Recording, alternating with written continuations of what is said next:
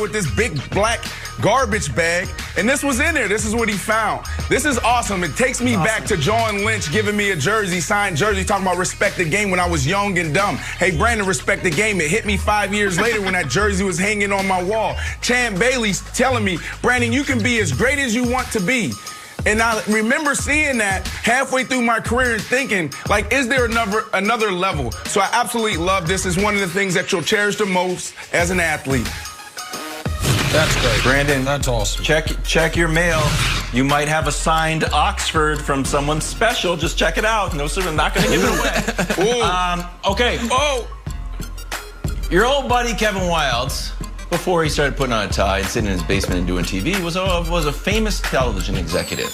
And sometimes you'd have to have a big meeting with all the producers. And you would say, hey, for example, NBA draft night or trade deadline. You'd be like, hey, everybody, be on the lookout for the fake Woj account. No one mention the fake Woj account, triple check it, and don't report anything until you hear from the desk.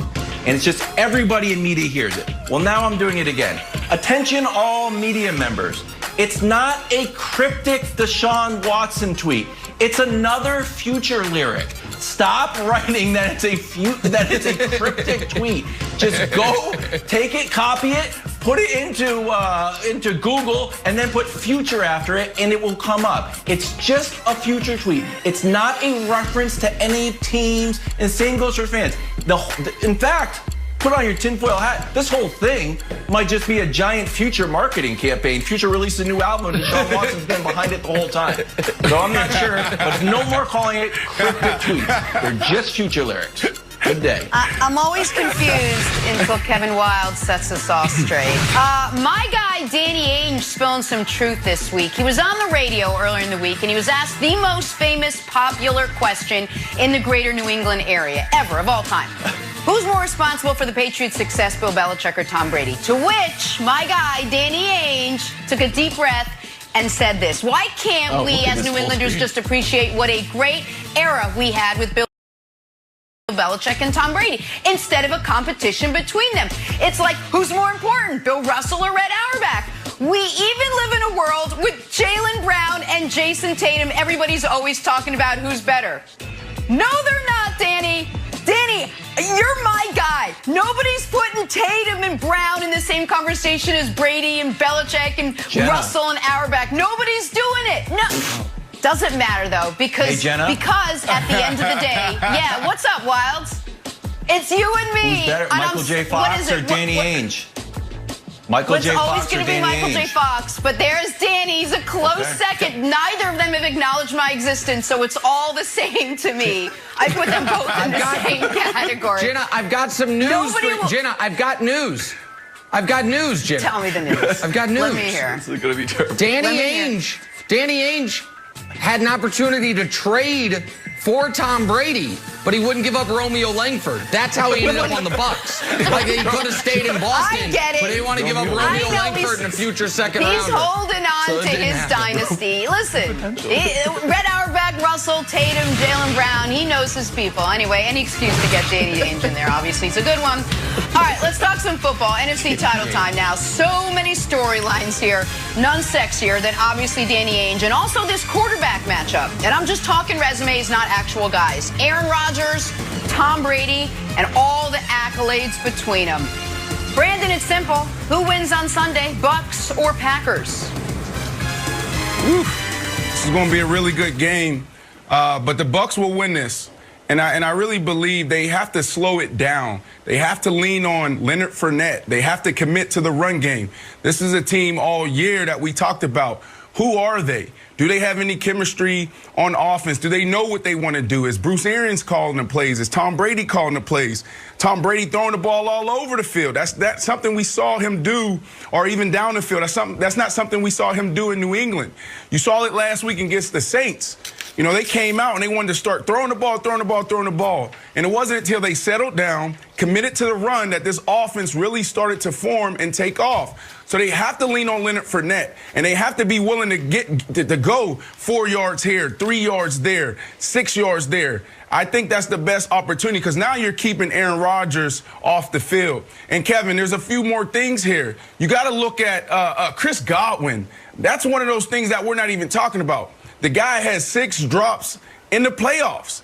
Most receivers have 6 drops in the regular season. This is a phenomenal wide receiver, and he's in a slump right now. He needs to find a way to get out of this slump, out of this funk, because it's going to come down to a few big plays. These wide receivers are going to have their opportunities down the stretch, and Chris Godwin has shown you in the playoffs that sometimes the stage is a little too big. I still believe in this guy, but he needs to come up big when Tom Brady calls his number.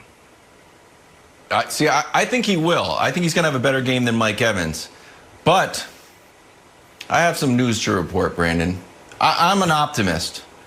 But as you know, Michael, my raven that looked like a parrot, suffered an untimely death, the hands of a wind turbine. And unfortunately, his evil brother, Theo, this is Theo. And Theo has not taken his brother's untimely death very kindly. And he, instead of keys to winning the game, he has made nightmare fuel, ways the Bucs can lose the game. Nightmare fuel for the Bucs, courtesy of Theo, the mean raven, mad at his brother's demise at the hands of a wind turbine. The first piece of nightmare fuel for the Bucs is if Tom Brady misses the deep ball. Tom Brady didn't have a deep pass in 4 of the 5 Bucs losses. And you might say, well, he doesn't throw a lot. Not true. Led the league in touchdowns over 20 yards with 12. Number 2, under pressure. It's not only a great David Bowie song and a Vanilla Ice sample. It's what Tom Brady hates. In every loss, Brady was pressured in over 25% of his dropbacks. He's an old man just like me, does not like to be on the ground. So if they pressure him over 25%, guaranteed loss, according to Theo.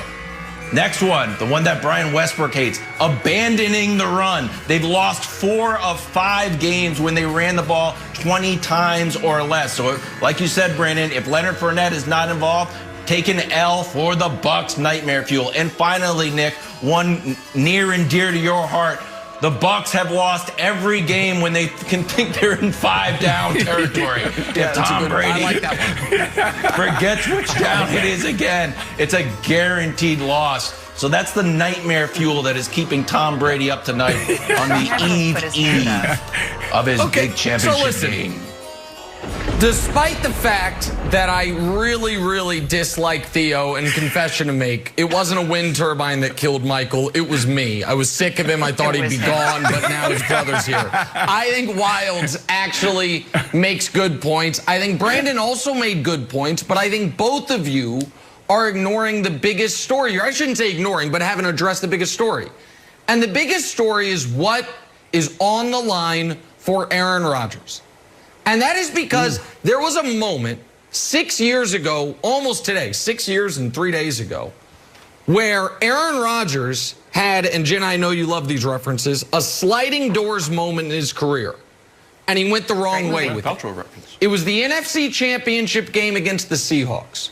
The Patriots were already clinched for the Super Bowl.